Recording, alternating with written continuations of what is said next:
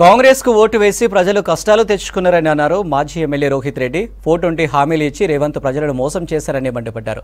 Chevella BRS MP అభ్యర్థి కాసాని జ్ఞానేశ్వర్ ముదిరాజ్ కు మద్దతుగా పెద్దెమ్మూలు మండలం మంబాపూర్ గ్రామంలో విస్తృత ప్రచారం నిర్వహించారు రోహిత్ రెడ్డి.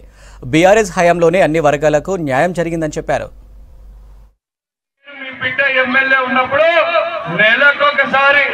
ప్రతి ఆడపిల్లకు పిలిచి పెళ్లి చేసుకున్న వాళ్ళకు 1,116 ఇచ్చేటండి. అవునా? ఇప్పుడు పోయింది అది కూడా. ఇక చదువుకున్న వాళ్ళకు స్కూటీలు ఇస్తాను కదా. స్కూటీలు ఎంతమందికి ఇచ్చిండు? స్కూటీలు ఇచ్చిండ ఎవరికైనా? సైకిళ్ళు కూడా నీకు శాత కాలేదు. నేను మొన్న బచ్చిరాబాద్ మండలం తిరుగుతున్నా. అయితే ఊర్లో అమ్మలందరూ సిలిండర్లను రోడ్డు మీద పెట్టుకొని కూర్చున్నారు.